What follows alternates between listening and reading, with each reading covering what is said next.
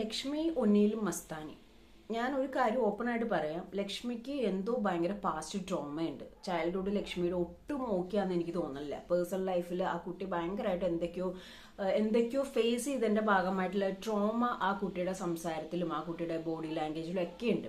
ഭയങ്കര അരഗന്റ് ആണ്. ആരോടും മീസ് ഔട്ട് ചെയ്ത് സംസാരിക്കുന്ന കൂട്ടത്തിലല്ല. അഖിൽ മാരാർ വന്നപ്പോഴാണ് അദ്ദേഹത്തിന്റെ ആ ഒരു ഫിലിമിന്റെ കാര്യത്തിന് വേണ്ടി സംസാരിക്കാൻ വന്നപ്പോഴാണ് ഈ ആശാത്തി ഒന്ന് ചിരിച്ചു കാണുന്നത്, കുറച്ചുകൂടി പ്ലസന്റ് ആയിട്ട് ചിരിച്ചു കാണുന്നത്. അല്ലാത്തപ്പോൾ അവിടെ ഭയങ്കര റൂളിംഗ് ആണ്. ഇവൻ ലാലേട്ടനോട് വരെ ഒരു കാര്യം പറയാനുണ്ട്, എല്ലാവരും ഇരുന്നിട്ടാവാം എന്നുള്ള രീതിയിലും ഭയങ്കര ബോസി ക്യാരക്ടറാണ്. ഒരു വൃത്തികെട്ട ഒരു സ്റ്റേറ്റ്മെന്റ് അതിലെ നോറയെ പറ്റിയിട്ട് സംസാരിച്ചു കഴിഞ്ഞു.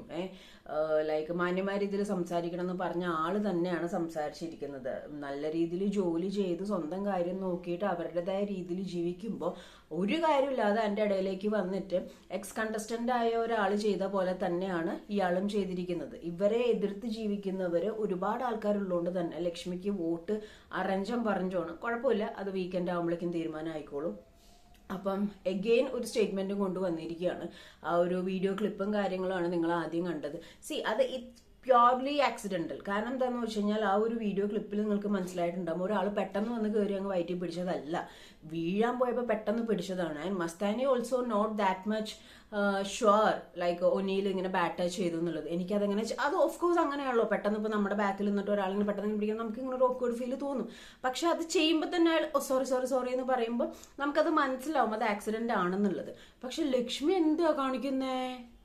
ജഡ്ജിയാണോ? വേറെ മൈക്ക് ഫസ്റ്റ്, എല്ലാവരും കേൾക്കട്ടെ. എന്നിട്ട് ഒനീലിന് അത് മൈൻഡിൽ പോലും ഇല്ല. ഒനീൽ അത് പറയുന്നുണ്ട്, ഞാൻ അപ്പൊ തന്നെ സോറി പറഞ്ഞല്ലോ മസ്താനി. കാരണം ആളുടെ മൈൻഡിൽ ഇല്ല അത്. അപ്പൊ ലക്ഷ്മി ചോദിക്കുന്ന ഒരു ചോദ്യം ഉണ്ട്, തനിക്ക് അതിനെ പറ്റി ഓർമ്മ പോലും ഇല്ല. ചിലവരില്ലേ ഭയങ്കര ഒരു പ്രശ്നമൊക്കെ ലൈഫിൽ പറ്റിയിട്ട് അതിന് ടേക്കപ്പ് ചെയ്ത് വരുമ്പോൾ പിന്നെയും ആ ട്രോമന്ന് കയറി വരാൻ പറ്റാത്തതുകൊണ്ട് തന്നെ ഇഫ് വാട്ട് എവർ ഹാപ്പൻസ് അതിനെ കണക്ട് ചെയ്ത് സംസാരിക്കുക. ഇത് ആക്ച്വലി ലക്ഷ്മി അല്ല, മസ്താനിക്കാണ് സംഭവിച്ചിരിക്കുന്നത്. മസ്താനി അത് പറയുകയും ചെയ്തു. എനിക്ക് അങ്ങനെ ഒരു ഡൗട്ട് തോന്നി, എനിക്കതൊന്ന് ക്ലിയർ ചെയ്യണം. അത് ക്യാമറയുടെ മുന്നിൽ വേണ്ട, നമുക്ക് മാറ്റി നിർത്തിയിട്ട് സംസാരിക്കാം എന്നുള്ള രീതിയിൽ പറഞ്ഞ കാര്യം ഇടപെട്ട് ഇവള് ഭയങ്കര അങ്ങോട്ട് ഷോ കാണിച്ചു. അതിനകത്ത് ഒന്നിൽ സ്റ്റിക്ക് ഓൺ ചെയ്യുന്നുണ്ട്.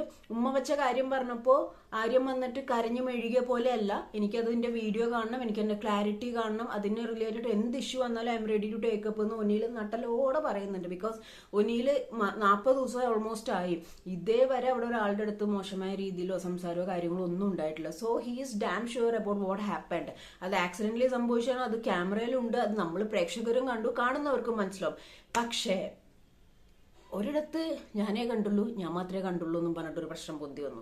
ഇപ്പൊ അതിനകത്ത് ലക്ഷ്മി കണ്ടിട്ടില്ല, മസ്താനി പറഞ്ഞതേ ഉള്ളൂ. മസ്താനി പൊട്ടിത്തെറിക്കുന്ന എല്ലാ രീതിയിലും ഭയങ്കര ഇതായിട്ട് സംസാരിക്കുന്ന മസ്താനി പ്ലീസ് ചെയ്ത് സെൻസ് ലൈക്ക് എനിക്കതങ്ങനെ തോന്നി, എനിക്കത് അത്ര ഓക്കെ അല്ല എന്നുള്ള രീതിയിൽ സംസാരിച്ചു. അതിൻ്റെ അത് കണ്ടന്റ് ആക്കാൻ താല്പര്യമില്ല, സീക്രട്ട് ആയിട്ട് ചോദിച്ചാൽ മതി എന്നുള്ള കാര്യമാണ് ഇമ്മാതിരി ഗ്ലിഞ്ഞോ എന്നുള്ള അവസ്ഥയിലാക്കിയിരിക്കുന്നത്. കാരണം ലക്ഷ്മിയിൽ എന്തൊക്കെയോ പ്രശ്നങ്ങൾ ഉള്ളതുകൊണ്ടാണ്, മെന്റൽ വൈസ് ട്രോമ വൈസ് എന്തൊക്കെയോ എവിടേക്കോ ഒരു ഇതുള്ളതുകൊണ്ടാണ് സംസാരിക്കുന്നത്. കാരണം അതിനകത്ത് ആക്സിഡന്റലി ആണെങ്കിലും മസ്താനി ഇപ്പൊ കാല് മാറിയത് ശരിയല്ല എന്നാണ് പറയുന്നത്. മസ്താനി ആണെങ്കിലും ആരാണെങ്കിലും ഒരു റോങ് ടച്ച് കിട്ടിക്കഴിഞ്ഞാൽ അത് മനസ്സിലാക്കാനായിട്ട് ഒരു ബുദ്ധിമുട്ടുമില്ല. നമുക്കത് എനിക്ക് പേഴ്സണലി തോന്നുന്നത് അങ്ങനെ ഒരു റോങ് ടച്ച് ഒനീലിന്റെ ഭാഗത്തു നിന്ന് ഉണ്ടായിട്ടുണ്ടെങ്കിൽ ലക്ഷ്മിയുടെ സഹായമൊന്നും വേണ്ട മസ്താനിക്ക് ഓപ്പണായിട്ട് തന്നെ ചോദിക്കാം. പക്ഷെ ഇങ്ങനെ ഒരു ക്ലാരിഫിക്കേഷൻ എനിക്ക് പെട്ടെന്ന് ഇങ്ങനെ ഒരു ഇത് തോന്നി ആയിരിക്കും, ഒന്നിലൊരു ഡൗട്ടാണ് അവിടെ ചോദിച്ചത്.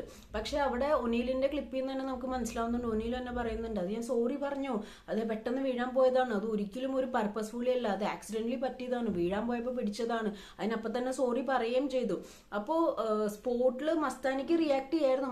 മസ്താനിക്ക് അങ്ങനെ അങ്ങനെ ഒരു ഇതല്ലല്ലോ, നമ്മൾ കണ്ടതല്ലേ ഗെയിമിൽ ആ ഒരു സെലിബ്രേഷന്റെ ഇടയിൽ പെട്ടെന്ന് വീഴാൻ പോയപ്പോൾ പിടിച്ചാണ്, അപ്പം തന്നെ സോറി പറഞ്ഞാൽ റിലീഫ് ആവുകയും ചെയ്തു. ലക്ഷ്മിക്കാണ് വിഷയം. വേദലക്ഷ്മിക്ക് എന്താ പ്രശ്നം എന്ന് എനിക്ക് മനസ്സിലാവുന്നില്ല.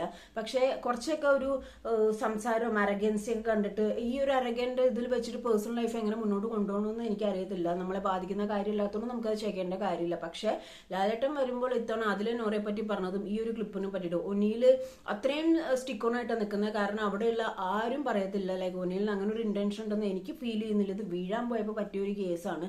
അതിന് ഒനീല് ലക്ഷ്മി കണ്ടിട്ടുമില്ല, ഒന്നുമില്ല. ഓക്കെ, അത് ആക്സിഡന്റലി പറ്റിയതാന്ന് പറഞ്ഞിട്ട് ഇപ്പൊ മസ്താനി കാലിമാറിയെന്നാണ് പറയുന്നത്. ആക്ച്വലി ലക്ഷ്മിക്ക് എന്താണ് പ്രശ്നം?